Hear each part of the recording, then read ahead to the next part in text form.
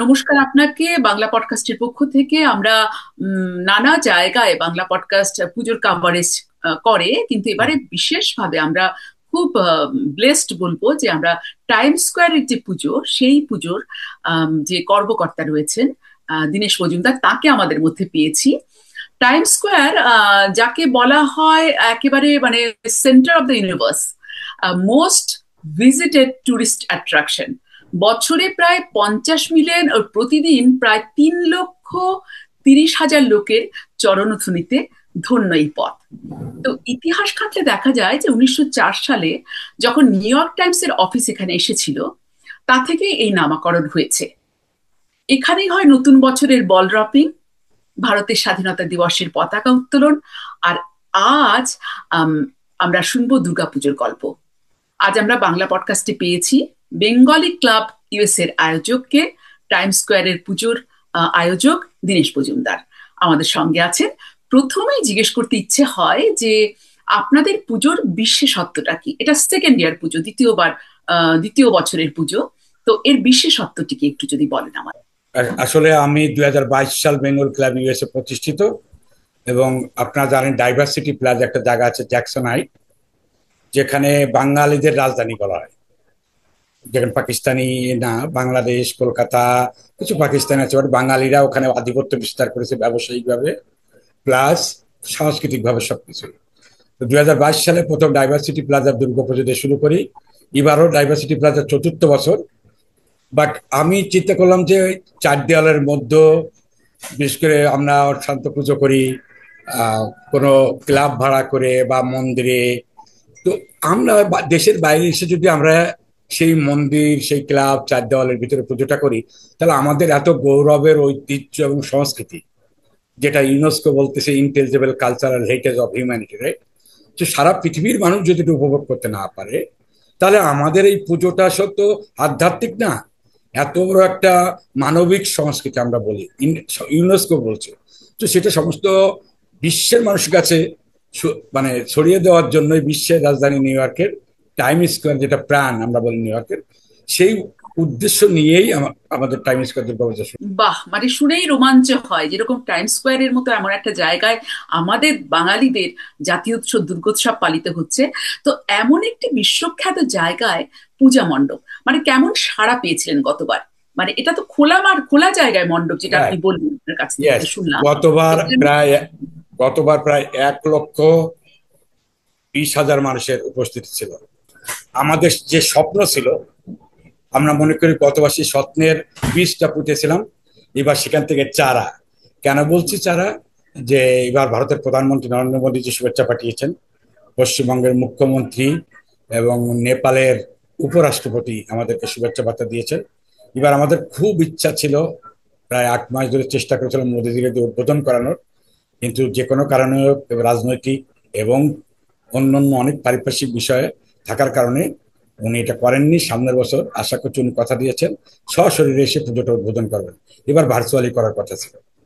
বাহ, তো মানে সব জায়গা থেকে এত সাড়া পেয়েছেন। তাও মানে আপনারা যে শুভেচ্ছা বার্তা পেয়েছেন, প্রত্যেকের নজর এসেছে পুজোটি। রাইট, সারা আম, বিশ্বে। সারা বিশ্বের সমস্ত যে মিডিয়ার একটা নজর, এবং নজরটা পাওয়ার মতোই। টাইম স্কোয়ারের মতো জায়গায় পুজো তো ভারী উত্তেজনাময় ব্যাপার। তো আমারই গায়ে কাঁটা দিচ্ছে। তবু কোনো একটা প্রশ্ন জিজ্ঞেস করি, যে এত লক্ষ লোক এসেছিল, কোনো অসুবিধা আপনাদের ফেস করতে হয়েছে কি? এটা তো একটা বিশাল সামাল দেওয়ার হ্যাঁ, ব্যাপার। নিশ্চয়ই নিশ্চয়ই সুবিধার পাশে অসুবিধাটা হচ্ছে সব মানুষই এটা মানে এন্ট্রি করতে পারেনি, কারণ এটা আপনি জানেন যে অনেক রেস্ট্রিকশন থাকে, অনেক দূর রাস্তা ব্লক। মানুষ মূলত যে এরিয়াটা আমরা পুজোটা করে ভিতরে সবাই ঢুকতে পারিনি, মানুষ বাইরে থেকে দেখেছে, কষ্ট করেছে। বাট সবচেয়ে সত্য বিষয়টা কি জানেন? বিশেষ করে বাংলাদেশের হিন্দুরা, গত বছর আপনি জানেন দুর্গা মূর্তি ভাঙা অনেক গেছে।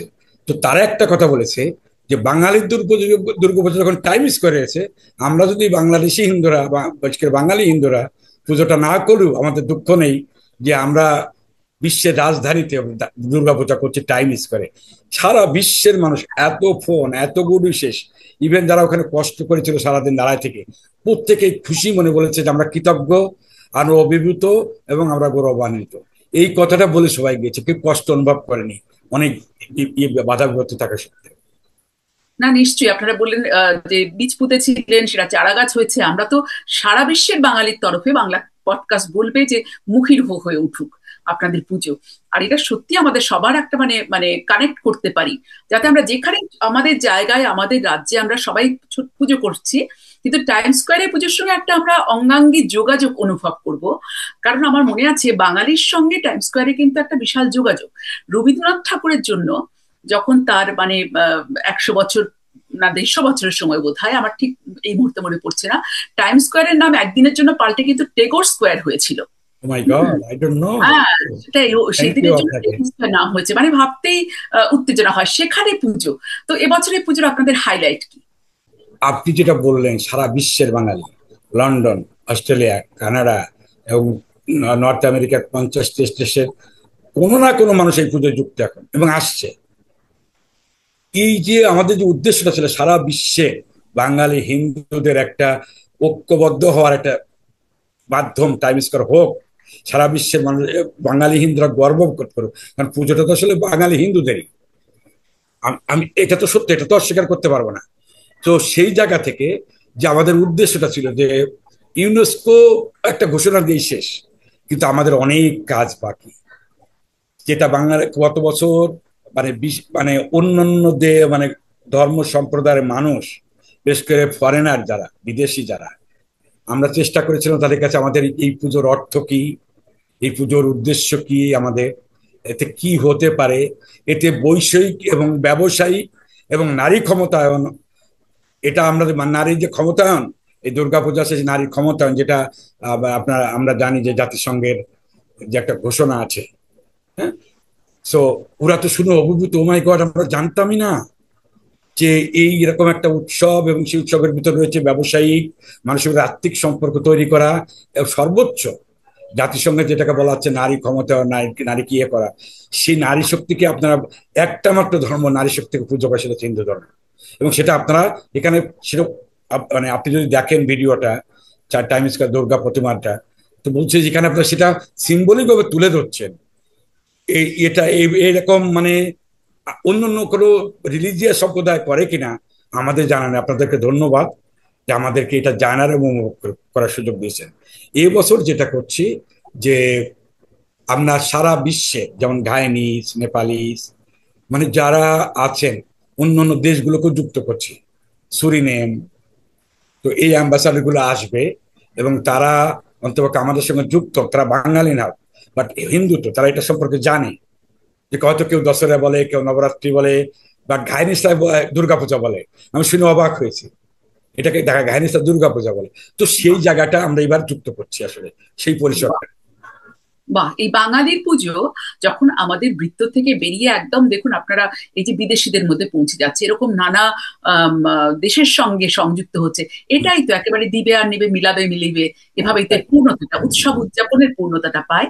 আপনারা মানে ডেকোরেশন বা মূর্তি এগুলো তো দেশ থেকে নিশ্চয়ই আনাচ্ছেন, হ্যাঁ, কিন্তু কলকাতা থেকে আসে। এখানে কোনো সামাজিক কাজের, যেমন একসময় আমরা আমফানের জন্য বা নানা রকম সামাজিক কর্মেও আমরা এই ও, দুর্গাপুজোটাকে জড়িয়ে দেওয়া, তো ও, সেরকম কিছু কাজ কি আপনারা করছেন হ্যাঁ না হ্যাঁ হ্যাঁ। উদ্যোগের ও, মধ্যে আপাতত? ধন্যবাদ আপনাকে, দারুণ একটা প্রশ্ন করেছে। এবছর আমরা একটা উদ্যোগ নিয়েছি, মিনিমাম $2000 আমরা নিঃস্বদের জন্য সাংস্কৃতিক অনুষ্ঠানে যে ব্যয় হয় তার থেকে টাকাটা বাঁচিয়ে নিঃস্ব অসহায় মানুষ যারা আছে, খেতে পায় না, এই পুজোয় নতুন পোশাকটা কেনার ক্ষমতা যাদের নেই, তাদেরকে আমরা সহযোগিতা করি। বাহ। আর মেজর চ্যালেঞ্জ যেটা আপনারা গতবার ফেস করেছিলেন যে সবাই ঢুকতে পারেনি, এবার তার জন্য কিছু কি না ওই মানে একটা ক্যাপাসিটি বলেই দেওয়া হয় এর বেশি যাওয়া যাবে না, কি ব্যবস্থা করেছেন? কোনোভাবে কি এটার সমস্যার সমাধান বা সরকারের সঙ্গে কথাবার্তা বলেছেন কি আপনারা? আচ্ছা, আপনি জানেন টাইম স্কোয়ার এত বেশি বিজি, এবং আবার আমার পূজার তারিখ চেঞ্জ হয়েছে, আপনি জানেন 1-2 তারিখ ছিল, এটা 3-4 হয়েছে, রাইট? আচ্ছা। তো সেই জায়গা থেকে মানে এই মানে আমরা বলে আঙ্গা, ইউনাইটেড নেশনের যে অ্যাসেম্বলিটা হয়, তো সেই জায়গা থেকে আমাদের পিছুতে বাধ্য হয়েছে। এবং তারা আমাকে বলল যে please you have to support us, we know this is your religious event and you have specific time to do that. So then we agree. And আপনি যেটা প্রশ্ন করলেন যে আসলে এটা উন্মুক্ত পুজো, যারা বাইরে থেকে তারাও উপভোগ করতে পারে, যারা ভিতরে যে গন্ডি ব্যারিয়ার, পুলিশের যে ব্যারিয়ারটা থাকে, তারাও দেখতে পারে, কারণ উন্মুক্ত, তো এখানে কোনো আপনি যে বলেন ডেকোরেশনটা এমনই যে শুধু ওই প্রতিমাটা রাখার জন্য যে সৌন্দর্যটা, কিন্তু ওটাও উন্মুক্ত। গত বছর আমরা ডেকোরেশন করেছিলাম না, শুধু প্রতিমাটাই ছিল। মানে আমি বারবার দেখি যে প্রথম যখন আমি প্রতিমাটা ওখানে প্রতিষ্ঠা করি, মানে আমি ঈশ্বরের কাছে বোধহয় 5 মিনিট কেঁদেছিলাম। মানে এটা কেউ বিশ্বাস করেনি যেটা হতে পারে টাইম স্কোয়ারে দুর্গাপূজা, যেটা ইন্ডিয়ান কনসুলেট আমাকে ফোন দিয়ে বলেছিলেন, মানে আমার ভাই বোন বাংলাদেশি, বাট না আমি এখন আমেরিকার সিটিজেন। তো বল ভারতবর্ষ এত বড় মানে দেশ, এত বাঙালি যারা স্বপ্ন দেখেনি যে টাইম স্কোয়ার দুর্গাপূজা করা সম্ভব, যদিও আমরা সবাই মিলেই করি এটা, বা কলকাতা, বাংলাদেশ, নেপাল বা আমরা সবাই মিলে এটা করি। তো যেহেতু আমি ফাউন্ডার, স্বপ্ন দেখেছি, হ্যাঁ, সো ওই জন্য বিষয়টা একটু আসে। তো আমাকে বলে, দীনেশ বাবু আপনি আপনার হাত শক্ত করার জন্য যা দরকার করবো। এইবার তারা আমার সঙ্গে যুক্ত আছে, এই যে প্রধানমন্ত্রী শুভেচ্ছা বার্তা বলেন, সার্বিকভাবে তারা এত ফ্রেন্ডলি, মানে আমার পরিবারের লোক মনে হয়। এক কনসাল্ট অফিসে তো অনেক ব্যারিকেড থাকে আপনি জানেন, বাট তার সব ব্যারিয়ার ভেঙে একেবারে উন্মুক্ত। আমি যেটা টেক্সট করি সঙ্গে সঙ্গে অ্যান্সার, আপনি জানেন তাদের মানে ইয়েটা। সো এই ক্ষেত্রে তারা অত্যন্ত উদার। সো আমরা হোক এবার যতটুকু গতবার মানুষের উপভোগের বাধাপ্রাপ্ত ছিল, এবার একটু সুশৃঙ্খল করছি, যে রেজিস্ট্রেশন করছে। মানে আমরা বলছি যে আপনাকে নিরাপত্তা এবং ইয়ের জন্য আপনি রেজিস্ট্রেশন করবেন কত মানুষ আসছে। হ্যাঁ, এবং আমরা এবার গতবার তো আমরা মানুষকে শুধু ঢুকাইছি, বের করতে পারিনি। এবার আমরা সিস্টেম করছি যে আপনার কিছু সেক্টর করতে, যে কেউ জাস্ট প্রণাম করবে, এটা সেলফি তুললো, প্রসাদ নিলে বেরোয় যেতে হবে। আবার কিছু ব্যক্তি মানে যদি বলেন যে, এটা যদিও আমি বলতে চাই না, যে বড় ডোনার, উনি গতবার বাইরে দাঁড়ায়, ব্যারিয়ারের বাইরে দাঁড়ায় $5,000 দিয়ে বলছে, দীনেশ আমি ধন্য, এই টাকা আমি ধরতে পারছি না, আমি তাতে আমার কোনো কষ্ট নেই, এটা যে ঘটেছে তার জন্য আপনার এই ডোনেশনটা থাকলো। এরকম ঘটনাও ঘটেছে। তো এবার আমরা চাচ্ছি যে সত্যি, মানে গত খুব দুঃখ পেয়েছিলাম, এবার ভাবছি যে আমরা কিছুটা হলেও একটু স্পেসিফিক করবো, কারণ এত এত বড় খরচ, হ্যাঁ, তাদেরকে যদি আমরা একটু না করি তাহলে তারাও আসলে হয়। তো এবার আমরা ওই জায়গাটা সবাই উপভোগ করতে পারবে, হয়তো কেউ বসতে পারবে না, হয়তো কেউ দাঁড়ায় থাকতে হবে, এইটুকু স্যাক্রিফাইস করতে হবে, যেহেতু নির্দিষ্ট একটা সীমানা আছে। নিশ্চয়ই, মানে মা দুর্গাকে আমরা মানে একটা ঘরের চার দেয়ালের মধ্যে আমরা সাজে পোশাকে না আটকে একেবারে কৈলাস থেকে গজে করে সরাসরি উন্মুক্ত আকাশের নিচে, মানে কোনো তুলনা হয় না। আপনার স্বপ্ন সার্থক হোক, আপনাদের স্বপ্ন সার্থক হোক, সঙ্গে আমাদের স্বপ্নের বীজও যে আপনারা সুন্দরভাবে এগিয়ে নিচ্ছেন, বাংলা পডকাস্টের পক্ষ থেকে সত্যি কৃতজ্ঞতা জানাই। আর দুর্গাপুজোর রাষ্ট্রসংঘের স্বীকৃতির মতো টাইম স্কোয়ারের দুর্গাপুজোয় আমাদের কম গর্বের কথা নয়। তাই নির্দ্বিধায় বলা যায় যে 7 সাগর 13 নদীর পার, বাঙালি কখনো মানে না হার, যেখানে যায় প্রাণের টানে, খুদে বাংলা বসায় এনে। বাংলা পডকাস্টের পক্ষ থেকে আপনাদের অনেক অভিনন্দন, অনেক শুভেচ্ছা জানাই, যে পুজো আপনাদের সফল হোক, আরো অনেক দূর এগিয়ে যাক আপনাদের এই অসামান্য উদ্যোগ ও সাধু প্রচেষ্টা। দিদি, আমি আপনাদেরকেও ধন্যবাদ জানাচ্ছি। এই যে আপনারা যে উদ্যোগটা আজকে নিয়েছেন, আমার মতো একজন মানুষের এই যে প্রচারের সুযোগটা করছেন, এই যে পুজোর আপনার অংশীদার, আমি বিশ্বাস করি এটা আপনার পুজোর অংশ হিসেবেই আপনার এই কাজটা করছেন। সামনের বছর আপনার আরো বেশি আমাদের সঙ্গে যুক্ত হবেন, শুধু এই ব্রডকাস্ট না, শারীরিকভাবেই যুক্ত হবেন, ইন পার্সন যুক্ত হবেন, সেই প্রার্থনা রইল। এবং আপনাদের সঙ্গে সামনের বছর আবার দেখা হবে সশরীরে, এইটা আমার আশা থাকবে। নমস্কার।